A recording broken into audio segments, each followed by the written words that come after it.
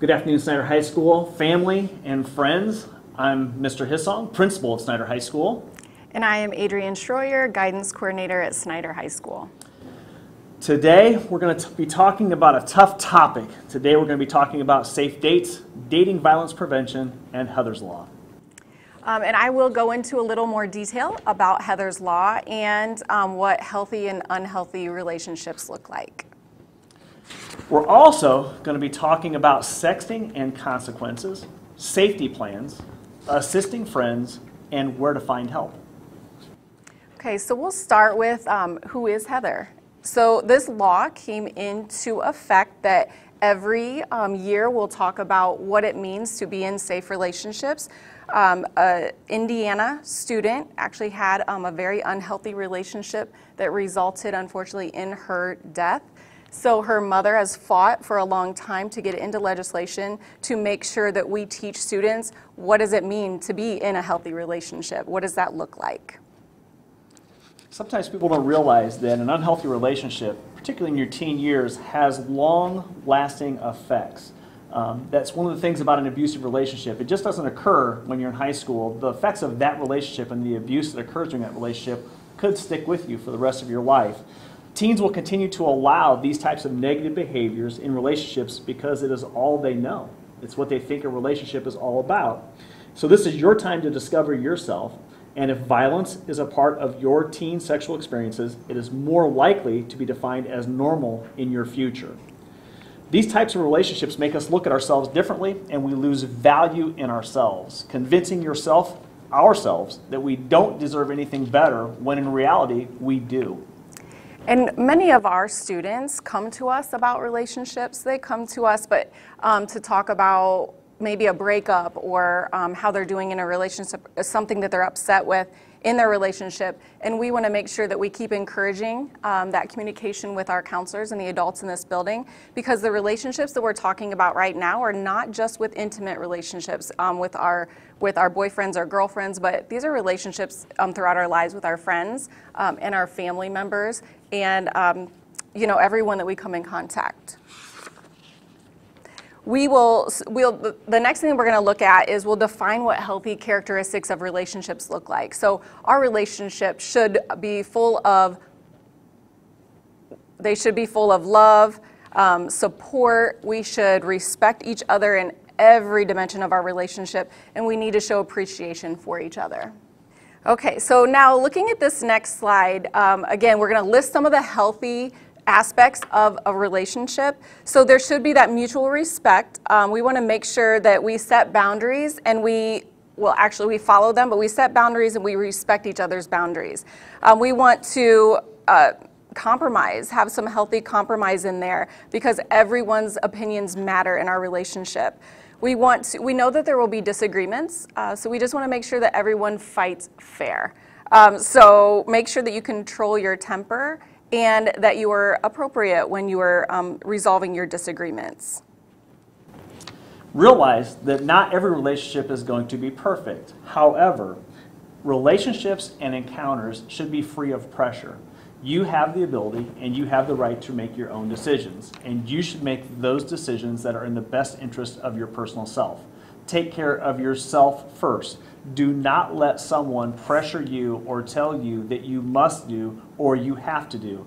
If that is the crux of that relationship is not the right relationship for you. Communication should always be open and honest. You have to have the courage to be able to say what you need to say when you need to say it. If you don't have that courage, then you got to reconsider that relationship and whether that's the right person for you. If you're intimidated by that person, if you're afraid of that person, if you're scared of that person, and you don't feel you have the courage or you can't say what you want to say and you can't be open with your communication, then once again, reconsider that relationship. And always consider your partner's perspective. Always, whether you're the male, female, male, always think about what the other person is feeling. Always think about how your decision or what you're doing impacts them and how they feel. Okay, and ultimately we want to make sure that if you have worked with me, I'm talking about a relationship, you know that I will use maybe the visual of thinking about your bubble. Like you only have so much space in your personal bubble. So everyone that you allow into your bubble, you should make sure that they make you a better person. So all of your relationships should have a positive impact on you as a person, and you should be doing the same for your partner. We have a beautiful graphic of the harmful behavior of an abusive relationship, but it's also time to take a look at what other characteristics make up an unhealthy or even an abusive relationship.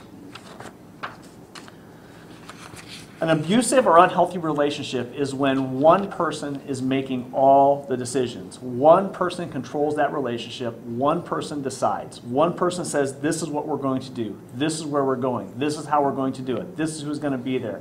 That's unhealthy. A relationship should involve mutual decision making. Repeated dishonesty in the form of lying, cheating, or stealing is also unhealthy. It's disrespectful to make fun of each other's emotions, opinions, or feelings. If the person truly cares about you and wants to be in a relationship with you, they should be respectful, they should be courteous, they should be understanding. They should appreciate what you have to say and why you're saying it. And of course, it's never, never, ever okay to ever do anything by force. Completely unnecessary, completely unhealthy, completely abusive, and should never be tolerated in any relationship. All right, and then also you should never make your partner feel like they can't live without you, or the vice versa, telling them that you can't live without them. Your breakup should never involve threatening behaviors either.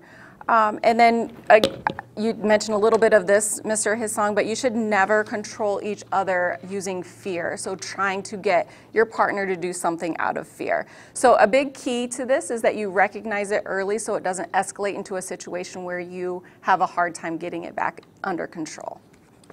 So this leads us to sexting, because a lot of pressure results when we start implying, start telling our partner, start telling our significant other, hey, you just got to send me a picture. You just got to do this. You just got to do that. It comes from pressure. Is it necessary for the relationship? No. But let's talk about sexting for a little bit.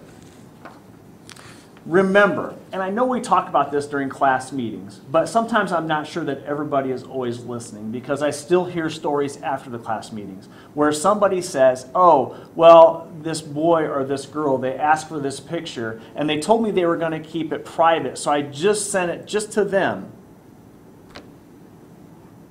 And even after we had the conversation at the class meeting about the fact that they said they were going to keep it private, you still believed them, and they didn't. Anything you send to somebody else is now in the public domain. They can do whatever they want with that image. If they want to forward it to other people, they can. If they want to post it to the internet, the World Wide Web, they can. Because you sent that picture to them, you gave them that control. Don't ever give someone that control over your personal well-being. And you might think that it's funny or it's silly or maybe it was a dare, so you did it. Just you have to remember that social media is seen by everyone. It's seen by your counselors, your principal, your parents, future employers, college admissions offices, recruiters, and unfortunately enemies. So that is where we come into contact with some really upset students because they've gotten a hold of a message or a video or a picture that they should not have sent. Don't fall to the pressure. I don't care what that person tries to tell you. I don't care what that person tries to sell you. I don't care what they say. Do not give into that pressure. Do not give them that power that they want to have over you. 40% of teens say that they have posted sexually explicit images because of peer pressure or pressure from someone that they're in a relationship with. If that person thinks that that's how you build a relationship with another person, that's not really a relationship. Take control of your actions and just say, no, no, no. Okay, Ms. Wright, I'm going to let it go now. Okay. You're You're not anonymous, folks. 20% of the teens who post sexually suggestive images do so to people they know online, which once again, once we post it online, once we share that image becomes part of the public domain. Someone can find your email, someone can hack your cell phone, someone can get your phone number, somebody can get your address. The internet has made the world very accessible. Any information about anyone can be found anywhere right now on the internet. So although you think you're doing something incredibly private and that no one else is going to find out, no one else is going to know, think again. Okay, so again, if you were taking messages, sending messages, you are forwarding someone else's message or video, you can get in trouble and have consequences that will impact your education, impact you in a legal way. So we are really, really pushing the fact that our students have some very serious consequences if they make these decisions. Unfortunately, you can get kicked out of school. We have a lot of students that have some humiliation issues afterwards that are really hard to work through because they just continue. And I mentioned before, college recruiters definitely see your social media, and also you can possibly, be hired or fired from your job. Okay, so during healthy relationships, when we'll talk about some things that actually, what are they looking like? What should they look like? What are the things that we should be doing? We should be going out to eat at a restaurant. We should meet each other's families, go to dinner with our families, do things like going to the zoo or going to Sky Zone where a lot of our students work. Or go to the movies, go to a Snider sporting event, go to a Tin Caps game, go to our prom or our semi-formal here, do some different group activities. We have a lot of school activities and then also youth group activities, so things with your church. We just want to make sure you have examples of what you should be doing in your healthy relationships. So students, at this time, I'm going to challenge you to evaluate your personal relationships, whether the personal relationship is with a friend or a partner or significant other. I want you to ask yourselves these questions and then see how many times you say yes. Is your partner constantly checking in? Do they display extreme jealousy? Are they controlling of your time? Do they limit your family and friend interaction? Do they break or hit things to intimidate you? Do they blame for loss? They blame you for losing their temper? Do they try to control what you wear? Do they ignore or discount your feelings and opinions? Or are they pressuring you into sex, using drugs, or consuming alcohol? All right, so the question is, what do we do now? We want everyone to know that communication is a huge key in a healthy relationship. You want to set boundaries. We talked about that. You need to be very clear about your boundaries and be assertive. Do not back down from them. You want to also, if these things aren't working and you realize that this is an unhealthy relationship, you might have to take a step back or ultimately end that relationship.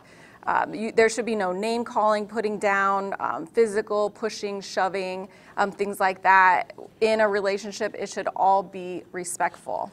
Most important thing is we want to make sure that you know who you will call. Do you know where to go for help? Do you know who you will call when you get into one of these difficult situations?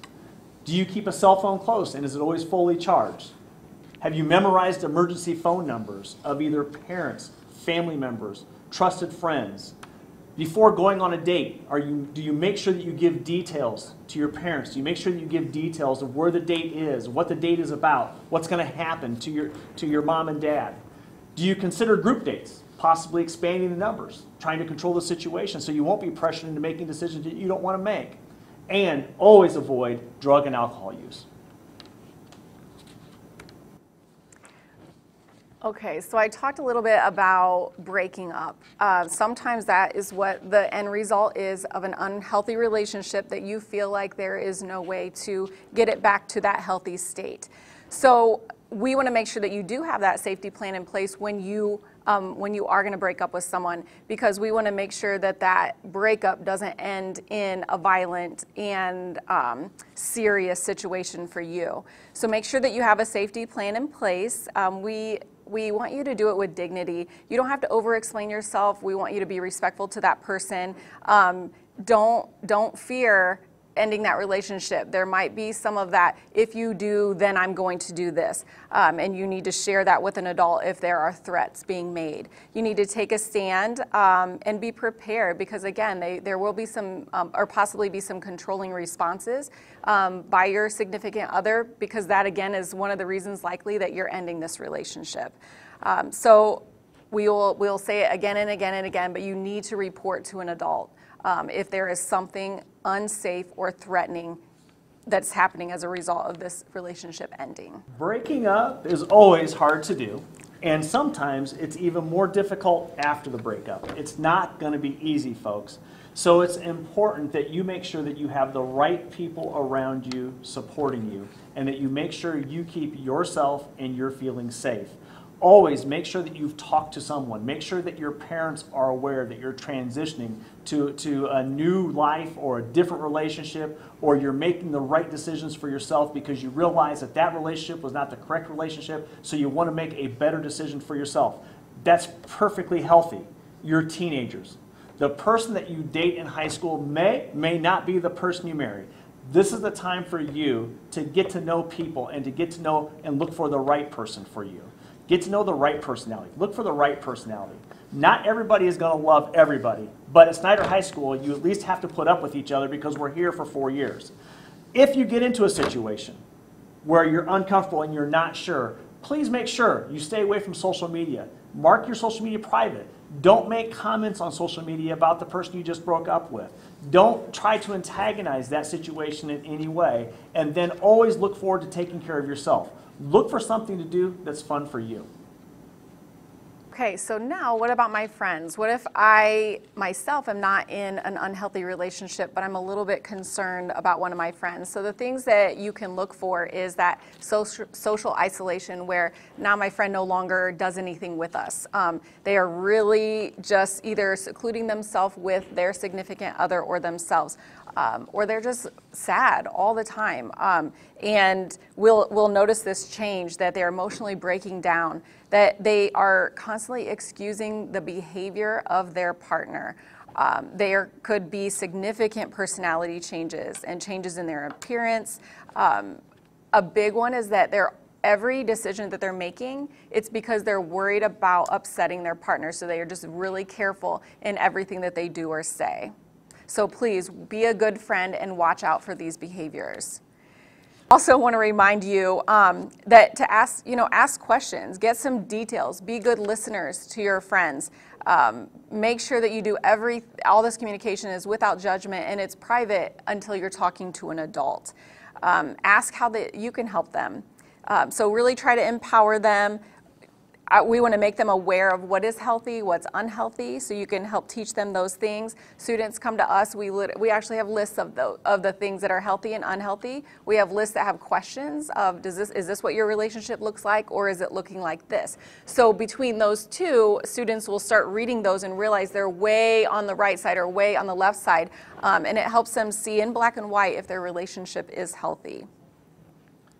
So because I never want to be in a situation where you say, hey, Mr. Hissong, I knew I was in an abusive relationship, I knew I was in a healthy relationship, but I just didn't know who to talk to. Look at this screen. Those are the people that you can talk to. Realize, Clinton Fopple, my friend Clinton Fopple and Get School Tour will be coming back soon. We'll do another show. We'll have fun. We'll talk about relationships during that show. But in the meantime, here's a list of resources that are available to you of people that you can talk to at any time that you need them. Now realize, one of the lines on there is a school counselor or any other trusted adult at your school. That could be a teacher. That could be an assistant principal. It could be me. Somebody that you trust, that you know that you're in a situation where you just need another set of ears to listen to what's going on and why you're making the decision you're making, and somebody that's going to look at you and say, it sounds like you're making the right decision for you. Ladies and gentlemen, this was our third show It was 3-episode show. This is our 3rd show, and this was probably the most crucial because this is the one that impacts the highest number of students. This is the one that impacts students from freshmen to seniors, all 4 grade levels. Relationships are difficult, especially when you're new to relationships. It's an exploratory situation where you're just trying to figure out things, you're trying to figure out yourself, and all you want to do is make the right decision. You want to pick somebody that cares about you, that loves you, and you're looking for the fairy tale ending. But at the same time, if it's not the right relationship, you have to have the courage to say, I've made a bad decision, and then you need to get out of that relationship. There are folks all over Snider High School that are here to support you, they're here to help you. Ms. Schroyer's here to help you. I'm here to help you. We all want to do what's best for you, and we want to make sure that you have the ability to do whatever you need to do to be successful. Teachers, at this time, we want to leave some time for you to be able to open a discussion, have a conversation with your students regarding what's best for them in relationships. Thank you again. I will just reinforce the fact that we are all here for our counselor, or our counselors are all here for our students. We will help you, even if I'm not your counselor. A lot of students will come to any one of us when it's situations like relationships. So we are more than happy to help you work through those. And always remember, at Snider High School, we are a family, and we're always here to help you. Thank you. Thank you.